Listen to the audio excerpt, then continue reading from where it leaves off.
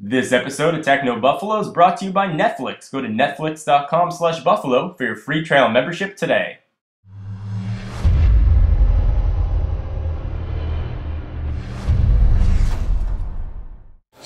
What's up everyone, John Rettinger from Techno Buffalo here with a 3G iPad showdown. We are going to be comparing network speeds in real-world tests on AT&T's 3G network here on the iPad 1 and Verizon's 3G network here on the iPad 2. Now I know what you're saying.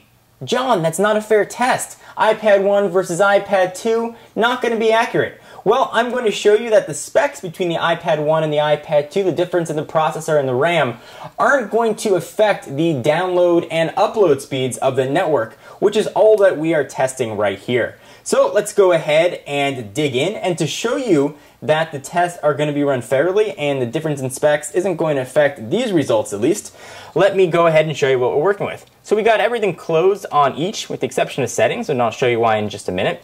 I've got the 3G radios turned off on each. Let me show you that both are connected to the same Wi-Fi network. So connected to SATA here, and it should be connected to SATA here as well. Both are running the newest version of iOS, version 4.3. To do this test, we're going to use actually the iPhone version of the speedtest.net app. It works very well, and it's pretty user-friendly. And also it's got a nice-looking UI, fun for video. All right, so let's go ahead and start with the iPad 1. I don't want to do it at the same time. Not that I think I'd overload the servers, but I want to keep it as fair as possible. And it'll ping the same Los Angeles-based server where I am. So find and close the server. We'll go ahead and begin test.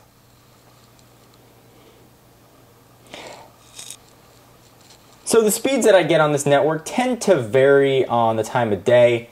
But the speeds, they should be relatively similar between the two, within half a megabit per second or so. So we're looking right now at about 7.8 megabits per second down and 9 megabits per second up. Let's go ahead and run the same test on the iPad 2. Go ahead and begin test. And we should get speeds that are relatively similar. And again, this is the same Los Angeles-based server that it's pinging. And look at that, we're actually getting speeds that are even slower. So the point being, and what this is illustrating, is that the specs don't really affect the download speed. The network is what's going to affect the download speed here. They're both 802.11n. So the download is actually much faster on the iPad 1 versus the iPad 2. Upload, relatively similar. All right, so now I'm going to turn Wi-Fi off on each, and I'm going to turn on the cellular networks. And I'll do this all live on camera so you can see that there's no funny business going on here. We'll go ahead and kick Wi-Fi off. We'll turn on cellular data on the iPad 2, which is a Verizon flavor. Give that a moment to turn on. We'll do the same thing here on the iPad 1. Turn off Wi-Fi, and we'll turn on cellular data, and this is going to be AT&T. The iPad 1, you only get the option for AT&T cellular data built in. The iPad 2, you can have your pick between Verizon or AT&T. So let's take a look at signal strength here. On AT&T, I generally undulate, I like to use that word, undulate, between about 3 or 4 bars of service. On Verizon, I generally undulate between 2 and 3 bars of service. Just want to give sort of full disclaimer. All right, so now let's run the same speedtest.net app. We'll start with Verizon this time. And Wi-Fi has been turned off, so it will ping the network just based on Verizon 3G. Let's go ahead and begin test. And this is going to be in megabits per second.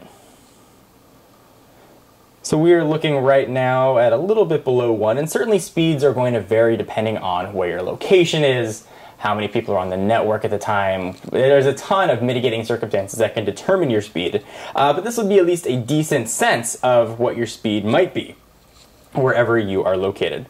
So we got about 0.59 on the down, actually not about, we got exactly 0.59 on the down. It looks like we're going to get about 0.13, 0.14-ish on the up, 0.15. All right, let's go ahead and test AT&T. And we'll do the same test here. It's going to ping the same LA-based server.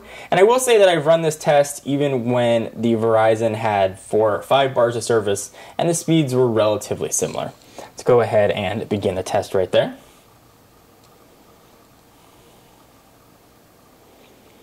And now this is going to be AT&T. Let's see if this is any faster. So already we are actually above 1 megabit per second. Almost at 2 actually. Oh, now we're over 2. I feel like I'm calling a sports game here. Now we're over 2. 2.23 on the down. So that is a noticeable difference in speed. Now we're looking at 0.2 or so on the up. So relatively similar on the upload.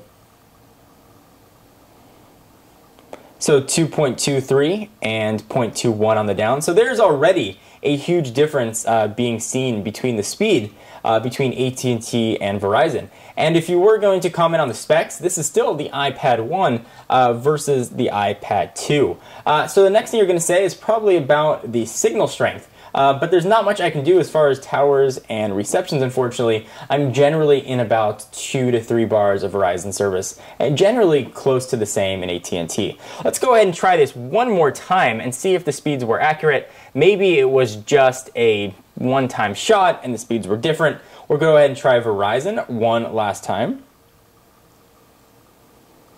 And we'll probably get something relatively similar. The speeds that I've gotten were generally in the 0.4 to 0.6 to maybe 0.7 range. So this is very representative.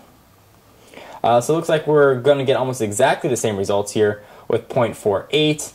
And on the upload, it looks like we're going to be pretty similar as well. So is AT&T's network really that much faster than Verizon's?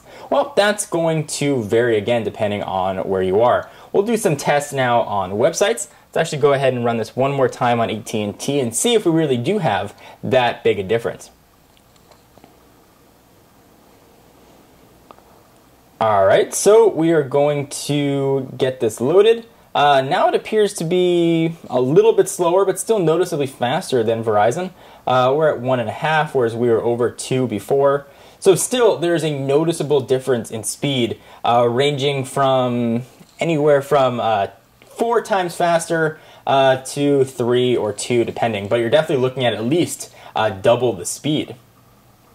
So 1.91 in this case, and it looks like the upload is going to be relatively similar, AT&T being a little bit slower this time on the upload.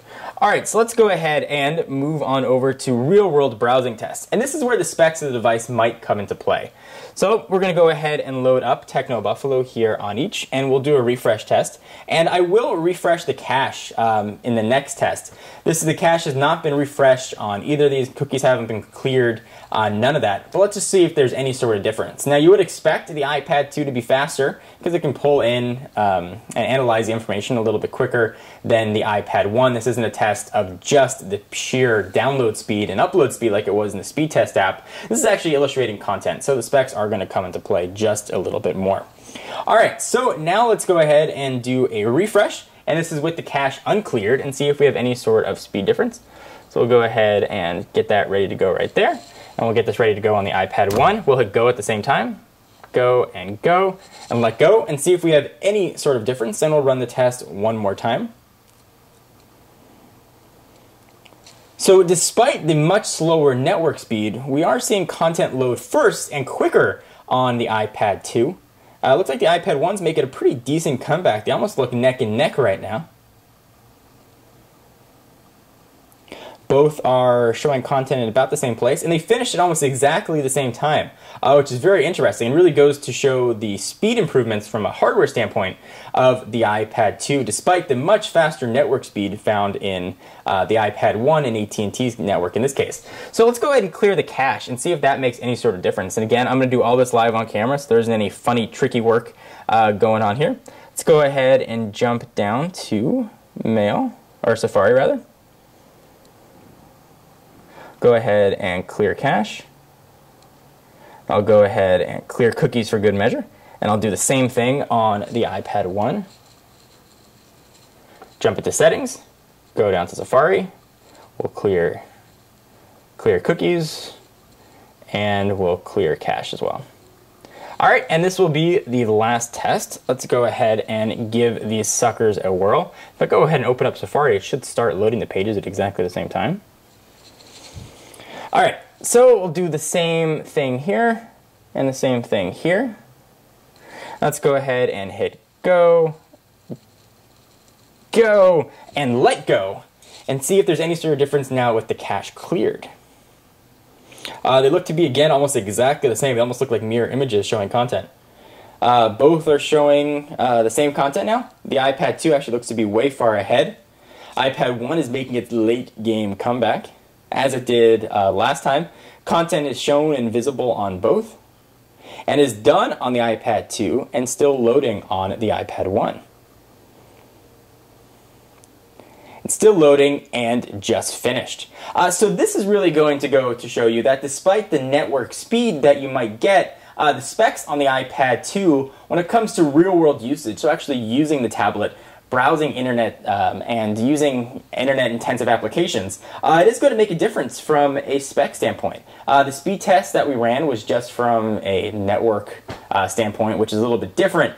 So if you're considering upgrading from the iPad 1 to the iPad 2, definitely know that the iPad 2 is going to give you a little bit faster results. However, if you want to pick up the AT&T versus the Verizon version, as we saw right here, at least in Southern California, AT&T network speeds were noticeably quicker. So now let me do a really cool magic trick for you. We'll do some stop motion. I want to take a minute to thank our friends at Netflix, who are our proud sponsors. Netflix is an awesome way to stream movies and TV shows right to your television via the game console you probably already have sitting there, whether it's an Xbox 360, a PS3, or a Wii. For a free trial membership, be sure to check out the URL right there, netflix.com/Buffalo, again, for your free trial membership. I'm John Rettinger from Techno Buffalo, and I'll see you in the next video.